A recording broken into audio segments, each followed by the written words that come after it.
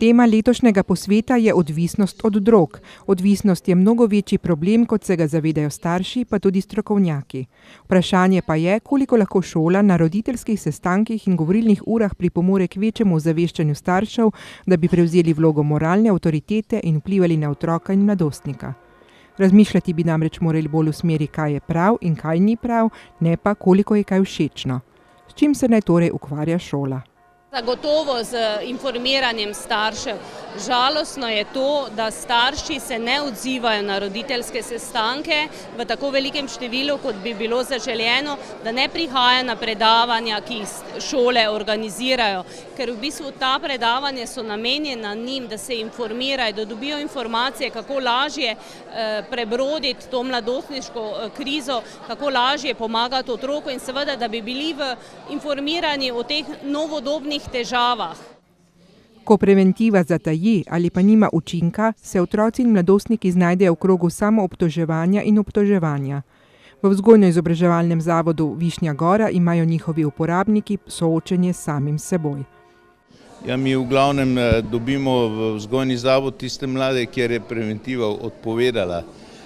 Tako da pri nas v bistvu naredimo najprej prvo zadevo, ki jo naredimo, je to, da vztrajamo pri ničelni toleranci do drog, česar oni v svetu odraslih do tedaj niso bili v polni meri deležni.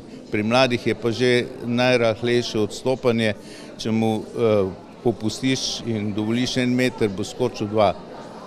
To je prva zadeva. Potem skušamo ločiti osebo od dejanja.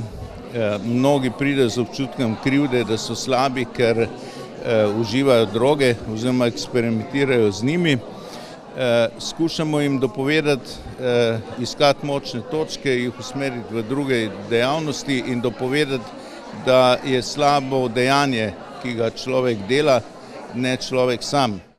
A učitelji in starši ter drugi, ki so v stiku z mladostnikom, morajo vedeti, da se čustveno-vedenjske težave ne more rešiti enostavno.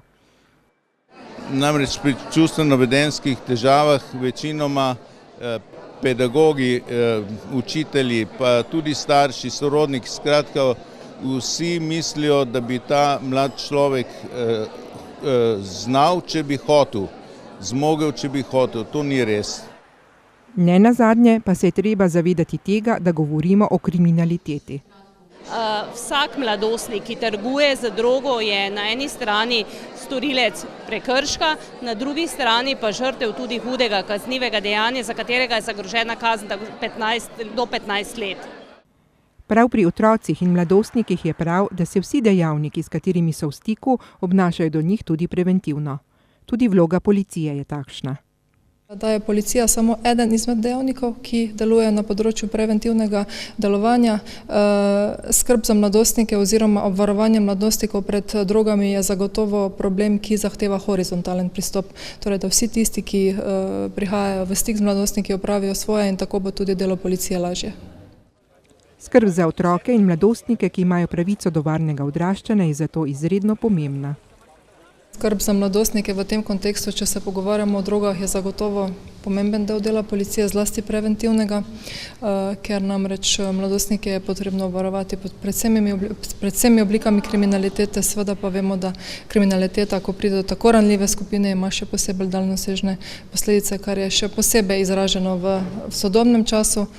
Eno od pomembnih dejstev, ki jih morajo starši, učitelji in drugi pojasniti otrokom in mladostnikom je, da vse, kar je na spletu, ni resnica, so poudarili na posvetu Mladi in kriminal. Otroci in mladostniki namreč s povsem nekritičnim pogledom naletijo na spletu tudi na ponudbo mnogih novih psihoaktivnih substanc pod različnimi imeni. Prav zaradi nekritičnega odnosa do informacij namreč postanejo tarča prekupčevalcev, njihovi poskusni zajčki. To so snovi, ki so na tržišču recimo nekaj več kot 10 let in se njihova rast je eksponentna. V bistvu se trudimo mladim dokazati in pokazati, da so to snovi, ki se največ dobijo na internetu in seveda jim poudariti, da so to snovi, ki so zelo nevarne, povzročajo odvisnost, so tudi smrtni primeri že bili zabeleženi. Prav zaradi tega, ker so tudi v Sloveniji že opazne tudi najhujše posledice, smrtni primeri, je preventiva še toliko bolj pomembna. Začne se v družinah, nadaljuje v vzgojno-izobraževalnih ustanovah, ter bi morala biti del celotne skupnosti.